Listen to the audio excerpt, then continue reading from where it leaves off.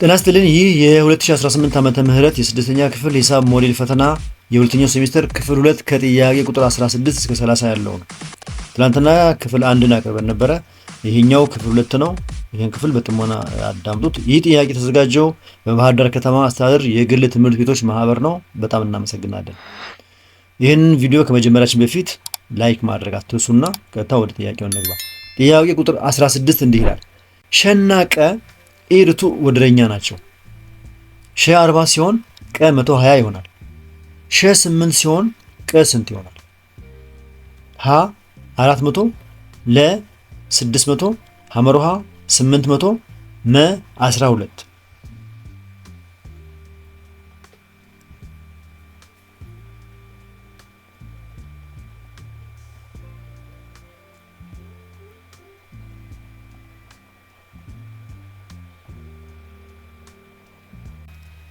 ትክክለኛው መልስ 600 የሚለው ነው።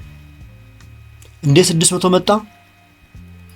ኤርቱ ወደረኛ ማለት የሁለቱ ብዜት ቋሚ ነው ማለት ነው። የሁለቱ ብዜት የማንና የማን የሸና የቀ ብዜት ቋሚ ነው ማለት ነው። ይሄው እዚህ ላይ ፎርሙላ አለ። ሸ ሲባዛ ቀ እኩል ይሆናል ኬ። ይሄ ቋሚ ቁጥር ነው። ሸ ስንት ነው እዚህ ላይ የተቀመጠው? ይሄው አለ። ቀ ተሰጥቶናል። የሸ ዋጋ ደግሞ እንደዚህ ቢሆን የቀ ዋጋ ስንት ይሆናል ነው ጥያቄው። ስለዚህ ሸ ሲባዛ ቀ እኩል ይሆናል ቋሚ ቁጥር ማለት ሸ 40 ነው የተሰጠን እዚህ ጋር አለ። ቀ 120 ነው። ስለዚህ 40 ሲባዛ 120 ቋሚ ቁጥር 4800 ይመጣል። ይሄ ቋሚ ዋጋ ነው። ስለዚህ የኬ ዋጋ 4800 ነው። አሁን እኛ የምንፈልገው የማንን ነው? 8 ሲባዛ ቀ፣ ምክንያቱም የሸ ዋጋ 8 ቢሆን የቀ ዋጋ ስንት ይሆናል ነው። የሸን ዋጋ ይኸው 8 አስገባል። 8 ሲባዛ ያልታወቀው የቀ ዋጋ እኩል ይሆናል ቋሚው ቁጥር 4800 ይኸው ይተስቷል። ስለዚህ ቀ ሲባዛ 8 እኩል ይሆናል 4800 ካል ቀ እንዴት የምናሰላው ሲካፈል ለ8 ይሄኛው ለ8 እናካፍላለን። ይሄኛውም ሲካፈል ለ8 እናደርጋለን። ስለዚህ ይሄኛው 8 በዚህኛው 8 ይጠፋል። ማን ይቀራል? ቀ። ቀ እኩል ይሆናል 4800 ሲካፈል ለ8። ስለዚህ 4800 ሲካፈል ለ8 ስንት ይመጣል?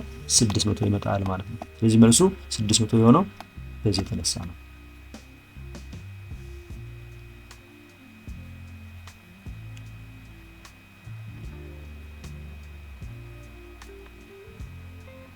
መልካም።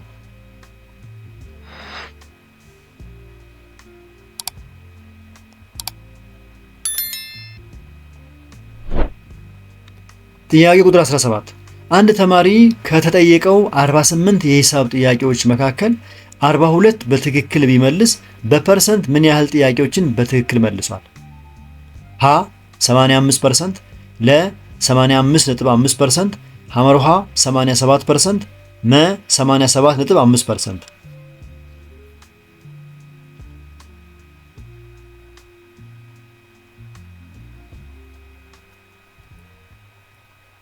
ረጋ ብላችሁ ስታሰሉት መልሱ 87.5% ይመጣል። እንዴት 87.5% ይመጣል? ምክንያቱም ፐርሰንት ማለት በትክክል የተመለሱ ሲካፈል ለጠቅላላ ጥያቄዎች ብዛት ነው።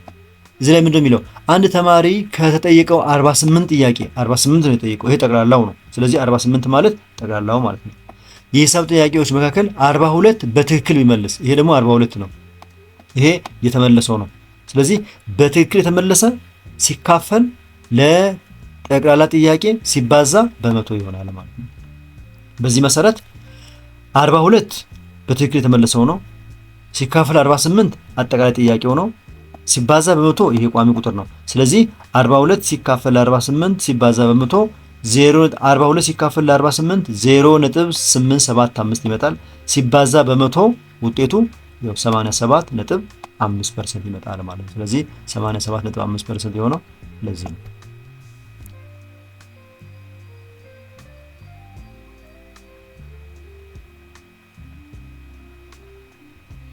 እንቀጥል። ጥያቄ ቁጥር 18 የ84 280 እና የ252 ትልቁ የጋራ አካፋይ ማን ነው ይላል። ሀ 36፣ ለ 28፣ ሐመሮሃ 21፣ መ 84።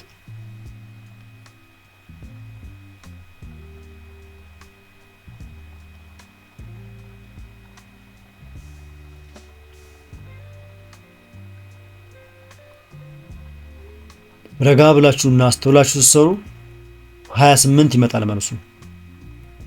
እንዴት ነው 28 የሚመጣው? ትልቁ የጋራ አካፋይ ማለት ሶስቱንም ቁጥሮች ያለምንም ቀሪ የሚያካፍል ትልቁ ቁጥር ማለት ነው። በዚህ መሰረት የ84 አካፋዮች 28 ለምሳሌ 28 ሲባዛ በ3 84 ነው። የ280 የወሰን እንደሆነ 28 ሲባዛ በ10 280 ነው። የ252 የወሰን እንደሆነ አሁንም 28 ሲባዛ በ9 252 ነው። ስለዚህ የሶስቱ የጋራ 28 ነው ማለት ነው። ወይም ደግሞ እኔ ደግሞ ድሮ በማውቀው መንገድ እንዴት አድርጌ ነበር የምሰራው? የእያንዳንዱን ትልቁን የጋራ አካፋይ አወጣለሁ።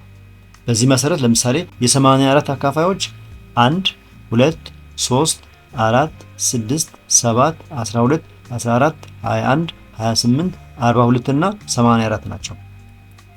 የ280 አካፋዮች ደግሞ እነዚህ ናቸው የተዘረዘሩት 1 2 4 5 7 8 10 14 20 28 35 40 56 70 140 እና 280 እንዲሁም የ252 አካፋዮች ደግሞ 1 2 3 4 6 7 9 12 14 18 21 28 36 42 63 84 126 እና 252 ናቸው። ከነዚህ መሃል ትልቁ የጋራ አካፋያቸው 28 ነው። 42 እዚህ አለ፣ 42 እዚህም አለ፣ እዚህ ግን የለም። ስለዚህ የጋራ አይሆንም ማለት ነው። 84 እዚህ አለ፣ 84 እዚህም አለ፣ ነገር ግን እዚህ ውስጥ የለም። እሱም አይሆንም። ስለዚህ ትክክለኛው መልስ 28 ነው። 28 ትልቁ የጋራ አካፋይ ነው። ለማን ለማን? ለ84 ለ28 እና ለ252 ትልቁ የጋራ አካፋያቸው 28 ነው ማለት ነው። እናንተ በሚመቻችሁ መንገድ አስሉ።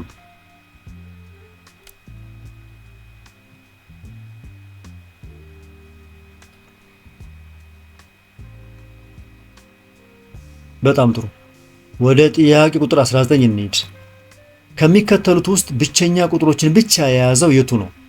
ሀ 2 3 9 ለ 3 15 19 ሐመሮሃ 2 3 13 መ 4 6 8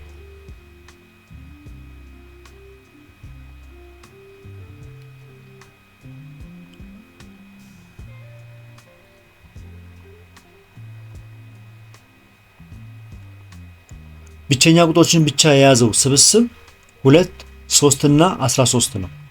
ለምን?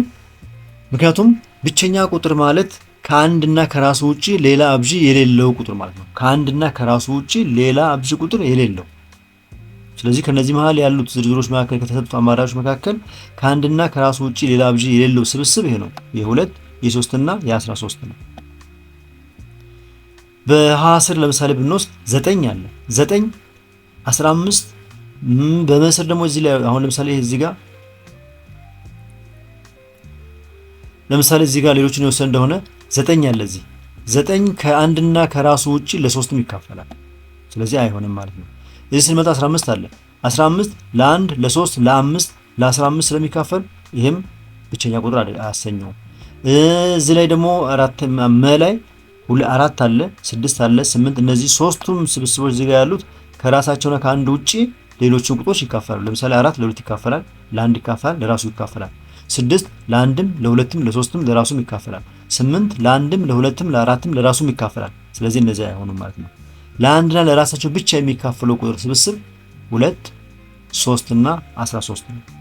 2 ለአንድና ለራሱ ብቻ፣ 3 ለአንድና ለራሱ ብቻ፣ 13 ለአንድና ለራሱ ብቻ ነው የሚካፈሉት። ስለዚህ ምን ይባላሉ?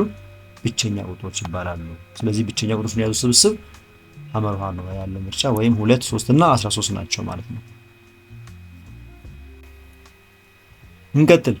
ጥያቄ ቁጥር 20 4386.75 በሳይንሳዊ የቁጥር አጻጻፍ ዘዴ ሲገለጽ ሊሆን የሚችለው የቱ ነው?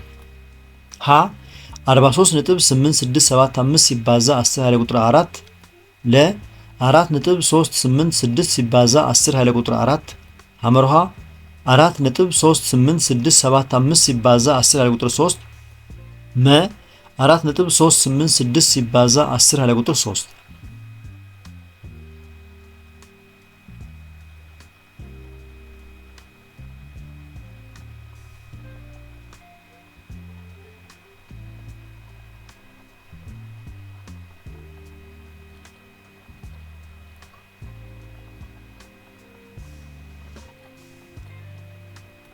ትክክለኛው መልስ 4.3865 ሲባዛ አስር ቁጥር 3 የሚለው ነው። ምክንያቱም በሳይንሳዊ አጻጻፍ ነጥቡን ከአንደኛው ቁጥር ቀጥሎ እናደርጋለን። ስለዚህ እዚህ ላይ የሚቀመጡት ቁጥሮች ለምሳሌ ለምንድነው ሀሌታ ውሃ የመጀመሪያው የማይሆንበት ምክንያት ይሄ ቁጥር ከነጥብ ቀድሞ ያለው ቁጥር ከ1 እስከ 9 ያለው ቁጥሮች ነው መሆን ያለበት። ይሄ 43 ነው። ከ10 በላይ ወይ ስለሆነ ይሄ አይሆንም። ሌሎቹን እንውሰዳቸው። ይሄኛውን ቁጥር ስንቆጥረው እዚህ ጋር ያለው 1 2 3 4 5 አለ እዚህ ጋር እነዚህ ቁጥሮች አሉ። ከዚህ በኋላ ያለው ቁጥሮች ነው የምንቆጥረው 1 2 3። ስለዚህ 1 2 3 ከሱ በፊት ነው ቁጥር የምናስገባው። ካስገባን በኋላ እዚህ ላይ 1 2 3 አሃዞች ስላሉ ሙሉውን ቁጥር ከጻፍን በኋላ ኃይለ ቁጥሩን ግን የምናደርገው 3 ነው ማለት ነው። ነገር ግን ከነጥብ በፊት ያለው ቁጥር አንድ አሃዝ ነው የሚሆነው። አንዱ ነው ከ1 እስከ 9 ያለው ቁጥሮች ነው የሚሆነው። ስለዚህ በዛ መሰረት ይሄም ችግር የለውም፣ ይሄም ችግር የለውም፣ ይሄም ችግር የለውም። በዚህ ይመሳሰላሉ። ነገር ግን ያሉትን አሃዞች በሙሉ ሰብስቦ የያዘው ይሄ 386 ነው፣ ሌሎቹን ትቷቸዋል። ይሄኛውም 386 ነው፣ ሌሎቹን ትቷቸዋል። ነገር ግን 3 8 6 7 5 ሁሉም ይካተቱና ከነጥቡ በፊት ያሉት ሶስቱ ቁጥሮችን የሚወክለው 3 0 ያለውን 10 ቁጥር 3ን እናስገባና ትክክለኛው መልስ ይሄ ይሆናል ማለት ነው። ስለዚህ ነጥቡን ወደ ግራ ስናንቀሳቀስ 4.3865 ሲባዛ 10 ቁጥር 3 ይሆናል ማለት ነው።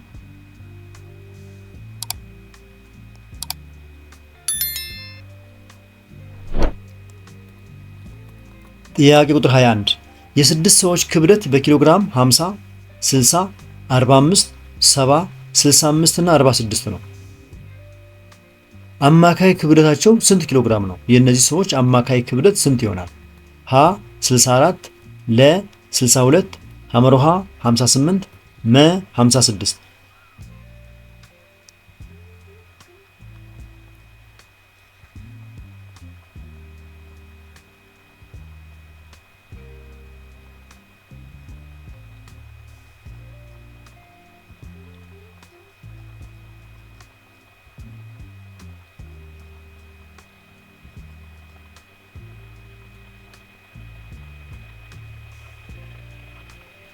መልሱ 56 የሚለው ነው። ምክንያቱም 56 እንዴት ይመጣል? ይሄ የሚመጣው አማካይ እኩል ይሆናል የቁጥሮች ድምር ሲካፈል ለቁጥሮች ብዛት ነው። ስለዚህ የቁጥሮች ድምርን ለብዛቱ ስናካፍል ምንድነው የሚሆነው? ድምሮቹ 50 ሲደመር 60 ሲደመር 45 ሲደመር 70 ሲደመር 65 ሲደመር 46 336 ይመጣል። የእያንዳንዳቸውን ስንደምር 336። ይሄን 336 ለስንት ነው የምናካፍለው? ለ6። ብዛታቸው 6 ስለሆነ የስድስት ሰዎች ክብደት ነው የሚለው። ስለዚህ የስድስት ሰዎች ክብደት ስለሚል የምናካፍለው ለ6 ነው ማለት ነው። 336 ሲካፈል ለ6 56 ይመጣል። ስለዚህ ትክክለኛው መልስ 56 ነው ማለት ነው። አማካይ የሚፈለገው በዚህ መንገድ ነው።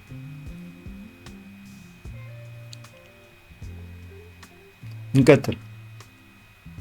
ጥያቄ ቁጥር 22 ከሚከተሉት ጥንድ አልጀብራዊ መግለጫዎች ውስጥ ተመሳሳይ ቁሞችን የያዘው የቱ ነው?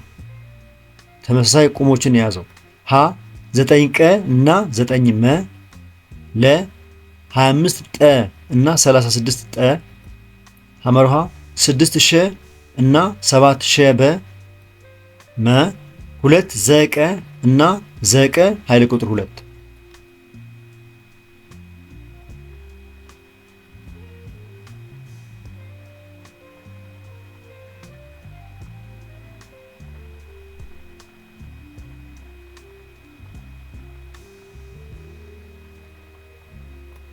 መልሱ 25 ጠ እና 36 ጠ ናቸው። ምክንያቱም ተመሳሳይ ቁሞች የሚባሉት ተለዋዋጮቻቸው እና የነሱ ድርብ ተመሳሳይ የሆኑ ናቸው። 25 ጠ እና 36 ጠ ሁለቱም ጠ የሚል ተለዋዋጭ ስላላቸው ተመሳሳይ ናቸው ማለት ነው። ድርቦቻቸውም የሁለቱም ኃይለ ቁጥር 1 ኃይለ ቁጥር 1 ስለሆነ ይመሳሰላሉ። ስለዚህ መልሱ 25 ጠ እና 36 ጠ ናቸው ተመሳሳይ ቁሞችን የያዙት። ሌላው ይሄኛው ቀና መ ነው። ይሄኛው ሸና ሸ። ይሄኛው ሌላው ይሄን የወሰነውነ ቀ እዚህ ጋር መ ነው፣ አይመሳሰልም። እዚህ ላይ ሸ፣ እዚህ ላይ ሸና በ ነው፣ አይመሳሰልም። እዚህ ላይ ዘቀ ነው። እዚህ ላይ ዘቀ ቢሆንም ኃይለ ቁጥሩ ተመሳሳይ አይደለም። የዚህ ኃይለ ቁጥር 2 ነው፣ የዚህኛው ኃይለ ቁጥር 1 ነው። ስለዚህ በዚህ የተነሳ ትክክለኛ መልስ ይሄኛው ነው ማለት ነው።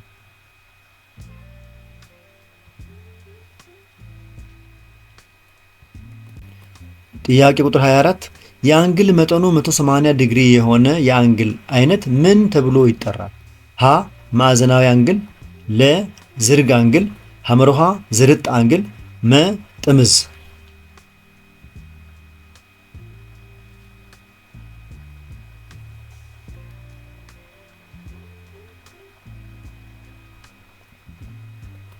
ዝርግ አንግል ካላችሁ ትክክል ነው። ዝርግ አንግል ማለት 180 ዲግሪ የሆነ አንግል ማለት ነው። ስለዚህ መጠኑ 180 ዲግሪ አንግል ወይም ቀጥ ያለ አንግል ከሆነ ዝርግ አንግል ወይም ስትሬት አንግል ተብሎ ይጠራል።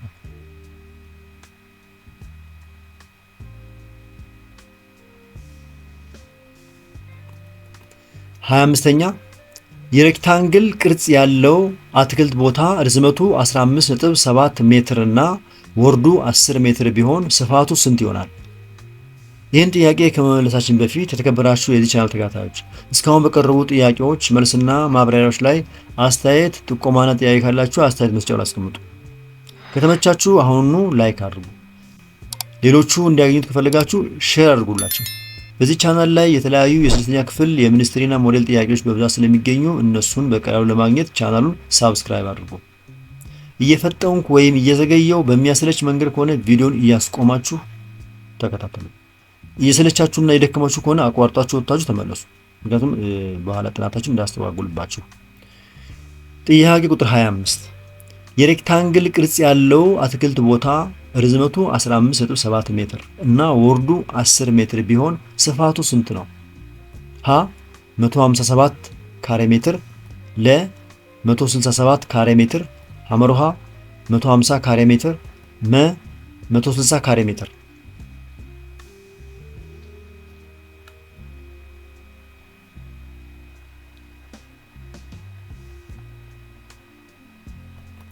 መልሱ 157 ካሬ ሜትር ካላችሁ ትክክል ነው። ምክንያቱም የሬክታንግል ስፋት ርዝመት ሲባዛ ወርድ ነው እንበልና ለምሳሌ አንድ ሬክታንግል አለ እዚህ ጋር። ይሄ ሬክታንግል ቢሆን የዚህን ሬክታንግል ርዝመትና ወርድ ነው የምናሰላው ማለት ነው እንበልና ይሄ ሬክታንግል አለ። የዚህ ሬክታንግል ርዝመቱ ከዚህ እስከዚህ ያለው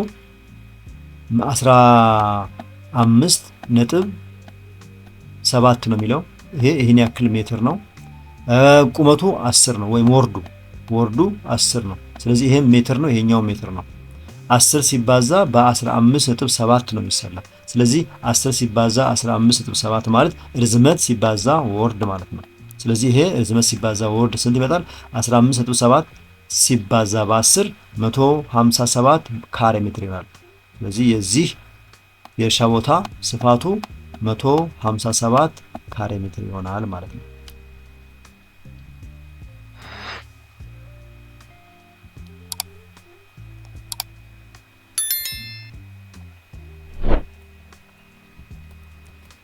26ኛ የአንድ ሬክታንግላዊ ፕሪዝም የጎን ርዝመቱ 10 ሳንቲሜትር፣ ወርዱ 6 ሳንቲሜትር እና ቁመቱ 5 ሳንቲሜትር ናቸው።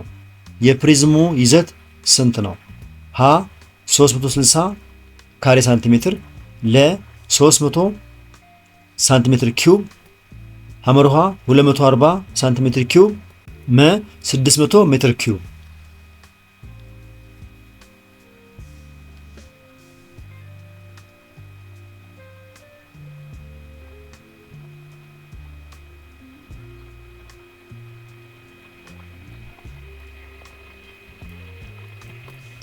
ሶስት መቶ ሳንቲሜትር ኪዩብ ከሆነ ትክክል ነው መልሳችሁ። ምክንያቱም ይዘት ማለት ርዝመት ሲባዛ ወርድ ሲባዛ ቁመት ነው። አሁን ጥያቄው ምንድነው የሚለው የአንድ ሬክታንግላዊ ፕሪዝም ነው። ስለዚህ አንድ ሬክታንግላዊ ፕሪዝም የጎን ርዝመቱ 10 ሳንቲሜትር ነው፣ ወርዱ 6 ሳንቲሜትር ነው፣ ቁመቱ 5 ሳንቲሜትር ነው። ስለዚህ የዚህ ፕሪዝም ይዘት እንዴት ይሰራል የሚለው ስለዚህ ይዘት ፎርሙላ ይሄኛው ነው። የዛ ሬክታንግላዊ ፕሪዝም ይዘቱ ርዝመት ሲባዛ ወርድ ሲባዛ ቁመት ነው። በዚህ መሰረት ርዝመቱ 10 ሳንቲሜትር ነው ሲባዛ ወርዱ 6 ሳንቲሜትር ነው ሲባዛ ቁመቱ 5 ሳንቲሜትር ነው። ስለዚህ እነዚህ ሶስቱን አንድ ላይ ስናባዛቸው ከዚህ እስከዚህ ያለውን ስናባዛ መልሱ 300 ይመጣል። ምክንያቱም 10 ሲባዛ 6 60 ነው። 60 ሲባዛ 5 300 ሳንቲሜትር ኪዩብ ይሆናል ማለት ነው። ስለዚህ 300 የሆነው እዚህ ሂሳብ አሰራር ነው።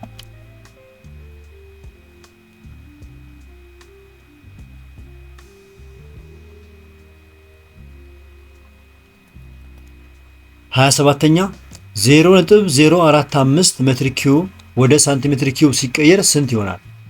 ሀ 4500 ሳንቲሜትር ኪዩብ፣ ለ 45000 ሳንቲሜትር ኪዩብ፣ ሐመሮሃ 450 ሳንቲሜትር ኪዩብ፣ መ 45 ሳንቲሜትር ኪዩብ።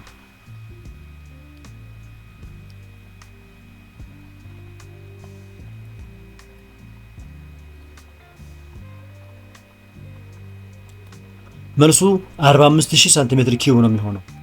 ምክንያቱም 1 ሜትር 100 ሳንቲሜትር ነው። ይሄ የሚታወቅ ነው። ቋሚ ቁጥር ስለሆነ እንትን አይደለም። 1 ሜትር በባህሪው ከ100 ሳንቲሜትር ጋር እኩል ነው የሚሆነው። ስለዚህ 1 ሜትር ኪዩብ ማለት 100 ሲባዛ 100 ሲባዛ 100 ማለት 1 ሚሊዮን ሳንቲሜትር ኪዩብ ነው። 1 ሜትር ኪዩብ ምክንያቱም ሜትር ኪዩብ ማለት ሜትር ሲባዛ ሜትር ሲባዛ ሜትር ነው። ስለዚህ 100 ሲባዛ 100 ሲባዛ 100 ማለት ነው። 100 ሲባዛ 100 ሲባዛ 100 1 ሚሊዮን ይመጣል። ይሄ አለ። ይሄ ማለት 100 ኃይለ ቁጥር 3 የሚባለው ነው። ስለዚህ 0.045 ሲባዛ በ1 ሚሊዮን ስንት ይመጣል? 45000 ሳንቲሜትር ኪዩብ ይሆናል ማለት ነው። ስለዚህ 45000 ሳንቲሜትር ኪዩብ ሆኖ የተመረጠው በዚህ ምክንያት ነው።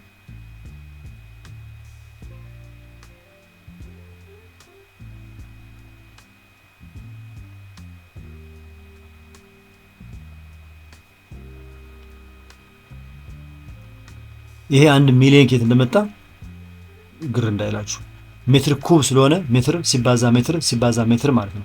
ስለዚህ 100 ሲባዛ 100 ሲባዛ 100 ማለት ነው ይሄኛው።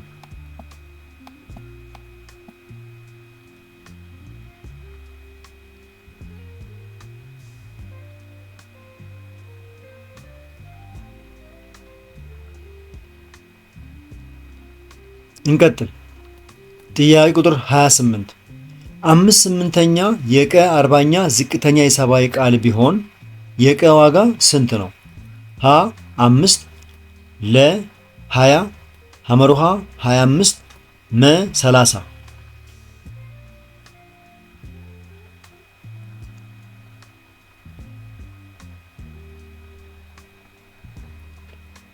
መልሱ 25 ነው። እንዴት ነው 25 የሚመጣው? ክፍልፋዮች እኩል መሆን አለባቸው። ስለዚህ 5/8ኛ እና ቀ 40ኛ እኩል ናቸው። ዝቅተኛ ቃል ነው የሚለው ዝቅተኛ ሂሳባዊ ቃል ስለሚል ተቃሎ ይመጣው ነው። ስለዚህ 5/8ኛ የመጣው ቀ 40ኛ ተቃሎ ነው። ስለዚህ ቀ ስንት ቢሆን ነው 5/8ኛ ጋር እኩል የሚሆነው ነው ጥያቄ። በዚህ መሰረት 8ን በ5 ብናባዛው ይሄው እዚህ ጋር ለምሳሌ 8ን በ5 ብናባዛው 40 ይመጣል። ስለዚህ ይሄኛውን በ5 ካባዛ ነው ይሄኛውንም በ5 ነው የምናባዛው ማለት ነው። ስለዚህ 8 ሲባዛ 5 40 ከሆነ 5 ሲባዛ 5 ስንት ነው? 25። ስለዚህ የቀ ዋጋ 25 ነው ማለት ነው። በቀ ቦታ ላይ 25 ብናስገባ እዚህ ጋር 25 ብናስገባ 25 40ኛ እና 5/8ኛ እኩል ናቸው። ምክንያቱም በ5 1 በ5 5 ይመጣል ይሄኛው በ8 1 በ8 5 ይመጣል። ስለዚህ ይሄም ሲቃለል ወይም ሲባዛ እኩል ማባዣ ነው ያላቸው። 5 ጊዜ 5 25 8 ጊዜ 5 40። ስለዚህ ይሄ ተቃሎ ይሄን ይሰጠናል።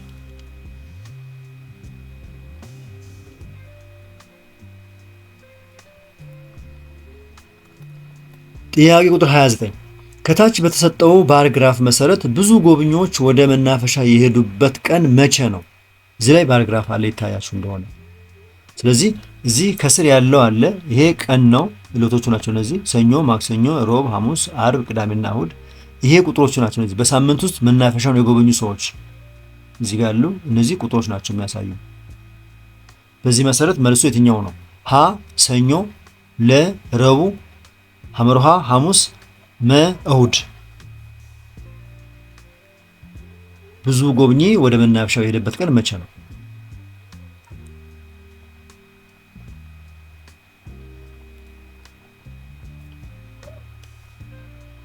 ሰኞ አላችሁ? ሰኞ ዕለት የሄዱት ሰዎች ብዛታቸው ስንት ነው? ይኸው ሰኞ የሄዱት ሰዎች 60 ናቸው። ማክሰኞ ካላችሁ ማክሰኞ የሚል ምርጫ የለም እዚህ ውስጥ። ሮብ ካላችሁ ሮብ ደግሞ ይኸው 80 ሰው ነው የሄደው። ሐሙስ ካላችሁ ሐሙስ ዕለት የሄዱት ሰዎች 40 ናቸው። ሐሙስን ከምርጫው ውስጥ መልስ አይሆንም ማለት ነው። እሁድስ? እሁድ ይኸው ቀኑ ይኸው እሁድ የሄዱ ሰዎች 160 ናቸው። ስለዚህ ከተሰጡት አማራጮች መካከል ብዙ ሰው ወደ ጉብኝት ቦታ ሄደው መቼ ነው? እሁድ ነው ማለት ነው። መልሱ እሁድ ነው የሚሆነው።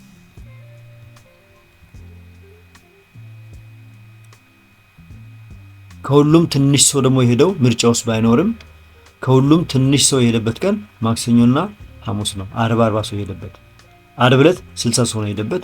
ቅዳሜ 120 ሰው ነው የሄደበት። ብዙ ሰው በጣም የሄደው እሁድ ዕለት ነው ማለት ነው፣ ወይም እሁድ ቀን ነው።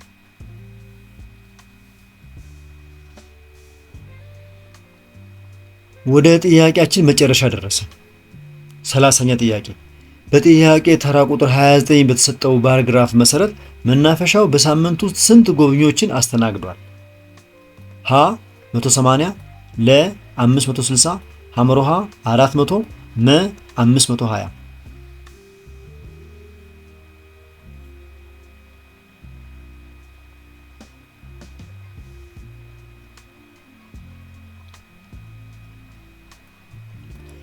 560 ካላችሁ ትክክል ነው። ምክንያቱም እንዴት ነው ይሄ የሚመጣው? በየቀኑ የመጡትን ጎብኚዎች ብዛት እንደምራለን። ሌላ ምንም ነገር የለውም። ሰኞ የመጡ ሰዎች አሉ። ሰኞ 60 ሰው፣ ማክሰኞ 40፣ ሮብ 80፣ ሐሙስ 40፣ ዓርብ 60፣ ቅዳሜ 120፣ እሁድ 160። እነዚህን መደመር ነው። ስለዚህ 60 ሲደመር 40 ሲደመር 80 ሲደመር 40 ሲደመር 60 ሲደመር 120 ሲደመር 160 ስንት ይመጣል? 560 ጎብኚዎች ይሆናሉ ማለት ነው። ስለዚህ 560 የሚለው መልስ ይሄ ነው። የተከበራችሁ የዚህ ቻናል ተከታታዮች እስካሁን በቀረቡ ጥያቄዎች መልስና ማብራሪያዎች ላይ አስተያየት፣ ጥያቄ ወይም ጥቆማ ካላችሁ አስተያየት መስጫው ላይ አስቀምጡ። ከተመቻችሁ አሁኑኑ ላይክ አድርጉ። ሌሎቹ እንዲያገኙት ከፈለጋችሁ ሼር አድርጉላቸው።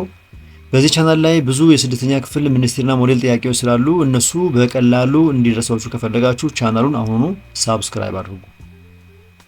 እየፈጠንኩ ወይም እየዘገየው ከሆነ የመጣሁባችሁ ቪዲዮን እያስቆማችሁ ሲደክማችሁም እያቋርጣችሁ ተመለሳችሁ ተዘጋጁበት።